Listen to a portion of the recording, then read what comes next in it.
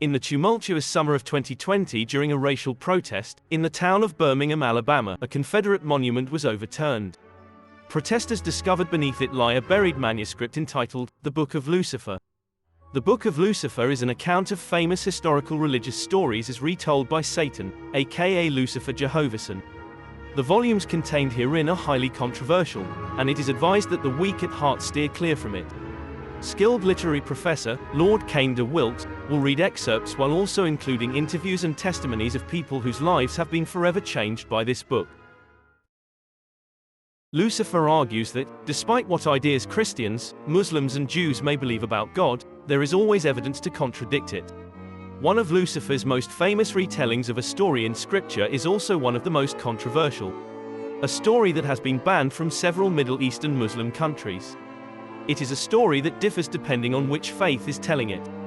The following is Lucifer's account of it all.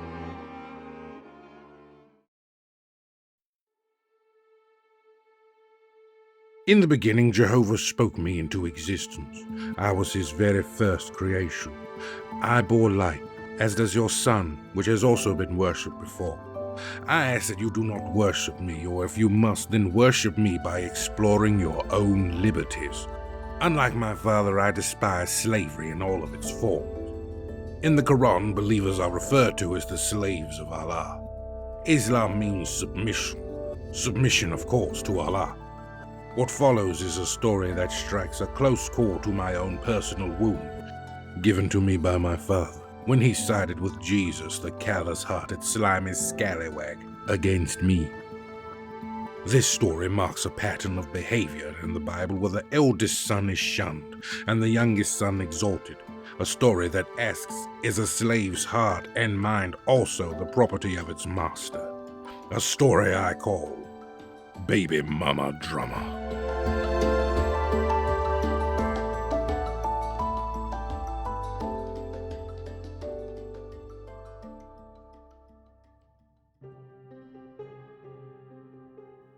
Once again in God's favorite hangout spot, the desert of the Middle East, during God's favorite time, the Bronze Age, God was hanging out with a human he had befriended named Abraham. Abraham had some amount of wealth. He and his wife owned slaves. Yes, historically women have been allowed to own people, just not land. Good Christian white women made up 40% of the slave owners in America during slavery. Why, one woman, Martha Gibbs, even took enslaved people to Texas and forced them to work for her at gunpoint until 1866, and that's a year after slavery's formal abolition. God is totally into owning slaves.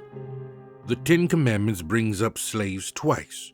Jehovah, I'm telling you, he was cool with it. Now I may hear some of you arguing that Jesus is against slavery. Well, I say this unto you, the hell he is. A centurion came to him, and the centurion spoke of his servant. He asked Jesus, the old fusty, hollow-eyed footlicker, to heal his slave.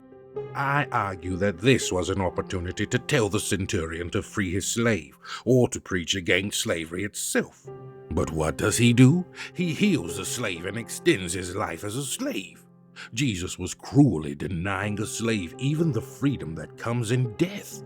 Jesus constantly spoke of slaves even in his parables. I'm telling you, both of them were cool with it. But back to the story.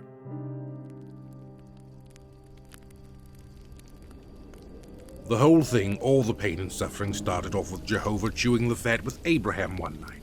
Just like he did every night. As if Abraham was his equal. Yep, and that's the reason I gave men nipples that don't work. Wow, I never thought of it like that. By the way, God, thanks for bailing me and Sarah out back there in Egypt. Sarah is so beautiful, it just drives me Michigan. Dearest reader, bear in mind Sarah at this time was the 73-year-old half-sister of Abraham. Her womb was as barren as the heart of God. Yeah, you're gonna have your hands full when she gets that baby. Oops, my bad. With all due respect, Lord, my wife is 73 years old. Do you really think this is the best time for that? Sarah laughed. And God heard her laugh. What's so funny, Sarah? Nothing, Lord. It's just I am so old. I thought it would be funny if I were to have a baby. The wrath of Jehovah began to swell against Sarah. Am I not the Lord thy God who has established my covenant with your husband? I can do all things. I can make the sky rain fire, or rain frogs, or rain rain. I can make it rain pregnant frogs on fire with regular rain mixed in.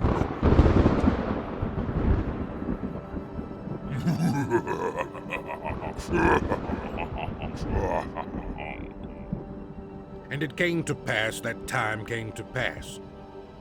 After 10 years, Sarah decided to take matters into her own wrinkled hands.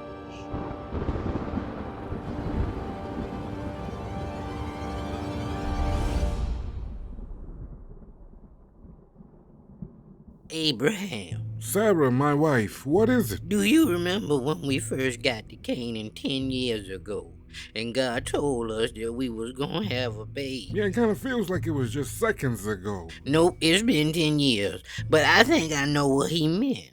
I got this young Egyptian slave girl named Hagar. I think I know where you're heading with this. You want to adopt Hagar. Not exactly. Are you saying what I think you're saying? I was just thinking that if you have a baby by my slave, follow me now, then technically it would be mine. It'd be my baby.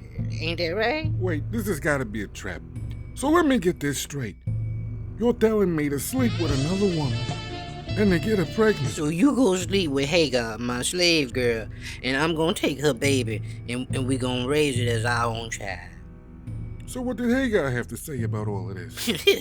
She my slave, Abraham. She gonna do what I tell her to do. She too scared of that whip to disobey me. Wait. You haven't even talked to her about this? What is there to talk about? I just gave you permission for. Yeah, I understand, but look here. Women don't give permission to their husbands to sleep with exotic young women every day, okay? I need to sit down for a minute because I'm feeling dizzy. I can feel my blood pressure going up. I mean, this could have some serious fallout here. Look, I want a baby, and you gonna give her to me by Hagar. That's it. Period. What if I say no? What if Hagar says no? Look at here, just as I did what you asked when you said I was your sister in Egypt and I was up there in the Pharaoh's harem.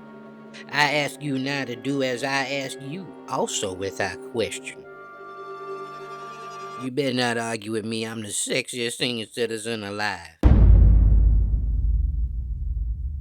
Abraham agreed to do as his wife had asked him. A short while later, Hagar, I want you to come with me, child. I have a favor to ask of thee. Yes, ma'am. I need you to go into Abraham's tent and carry something for me. Yes, ma'am. Need I remind you that you are a slave, my slave, and I can do without life what I wish. I will obey you. Please don't be me. You ought to do as I say, and do not leave my husband's tent until he has given thee the load that you must carry. Yes, mistress. Egyptian wench, I am your master. Yes, master. Yes. Sarah led an unsuspecting Hagar to the tent of Abraham. Meanwhile, back in Abraham's tent, Lord, about all of this, I didn't even ask for all of this. Abraham, you old dog, you.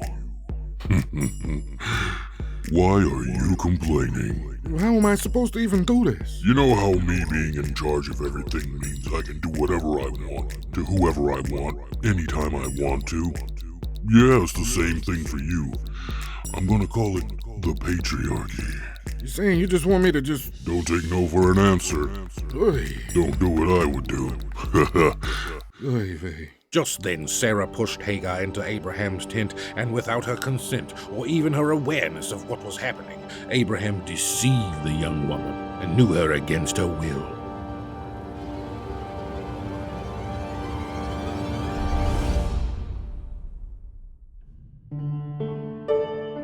After the dark deed had been done, Hagar fled from Abraham's tent. Sarah stood outside the tent and grabbed the girl. Now look here, you will carry this child for me, and when it is born, you will deliver it unto me. Mistress, how could you? How could a woman devise such an evil thing against another woman? I despise you. Months passed, but things were festering under the surface.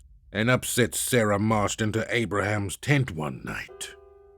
Great, Abraham. Thanks a lot. Now my slave despises me, and it's all your fault. Oh, wait, so you just got amnesia like you in a soap opera? You know you should have disobeyed me. And now I'm out here getting back talk from a pregnant slave who hates my guts. All because of you. You forget telling me to sleep with her. You forget threatening me if I didn't sleep with her. This ain't nobody's fault but yours. I'm telling you, this girl despise me now. Yeah, you may be exaggerating. What did she say? Well, for me, it was the I despise you straight to my face. I despise you. Well, that's pretty precise. That's pretty damn precise. Yeah. And Abraham took the low road. Wait, look, she is your slave.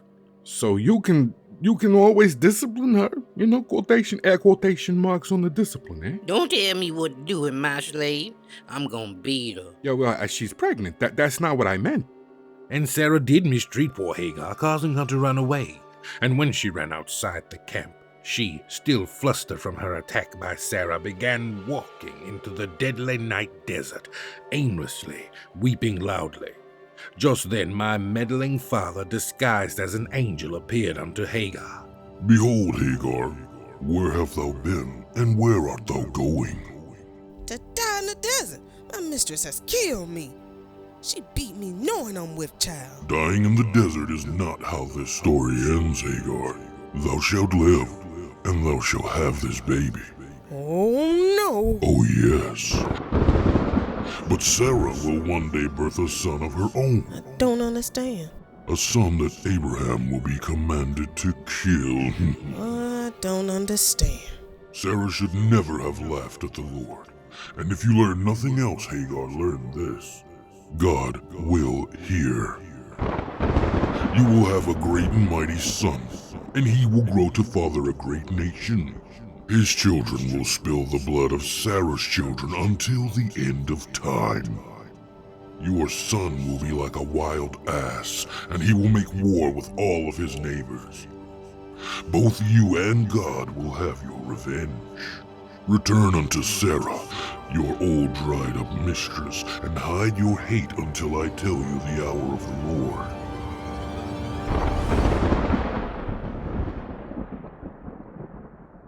So with a broken, heavy heart, Hagar returned to her abusive mistress, Sarah the Dehydrated, who had commanded the aggressive assault on her in the first place.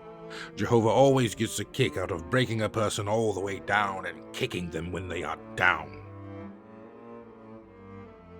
Time passed once again, and Hagar gave birth to her son Ishmael, which loosely translated means God will hear. The lad grew up to be a fine young lad indeed. But then Sarah, in her old age, became pregnant. Oh no! I bet you thought I forgot about it. Both of you are gonna be in diapers at the same time. Take that. Boom, baby. Take that. Oh God, no one can stop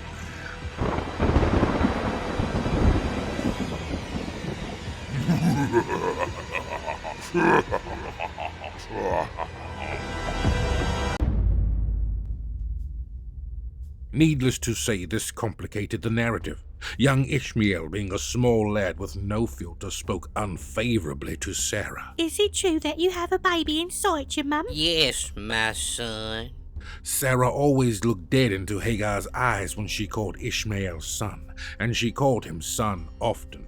Each time she would look defiantly in Hagar's face, daring her to correct her, lest she be beat in front of her own child. Yes, and he will be your brother, but he will be greater than you. Oh, because you're so old, when he is born, he'll already be a grown man with a grey beard? Being mocked by her own slaves while trying to demean her slaves was too much for Sarah to endure. Sarah headed to the tent of Abraham.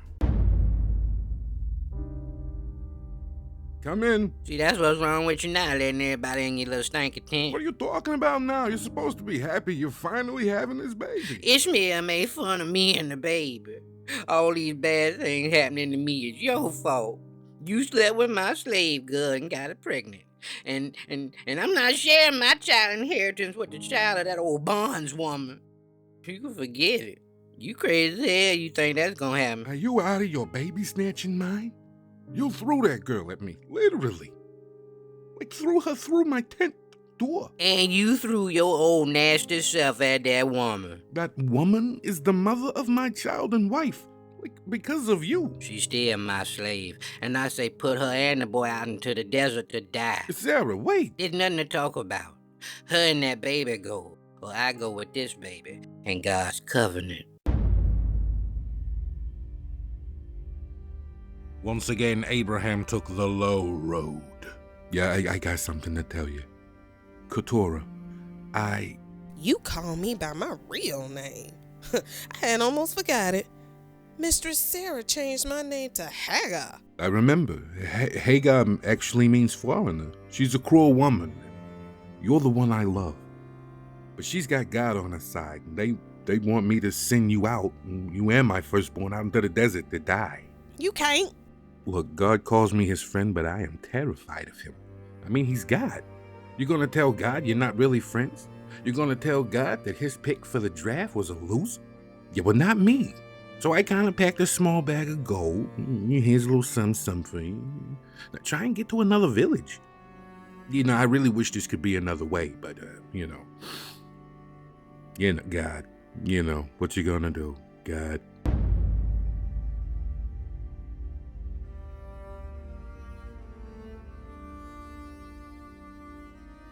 And Hagar went into the desert with the child. Soon her water ran out. Hagar knew soon she would die of thirst, so she lay her sleeping babe near a bush. She walked a distance off. She did not want her child to awake and discover her dead body. Just then, my father arrived, right on cue to play the hero. Hark. Which loosely translates into, Thus, Hagar, behold, I will provide you water. Drink, drink, drink, and restore thyself and the lad. Fear not, Hagar, he shall be strong and fruitful. You and God shall have your revenge.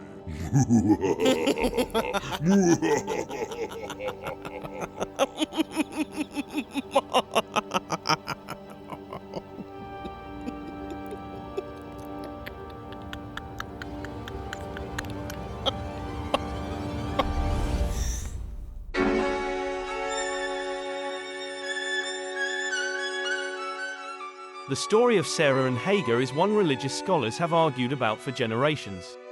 But as some people are still unwilling to accept Lucifer's account, this matter might be the topic of debate for years to come.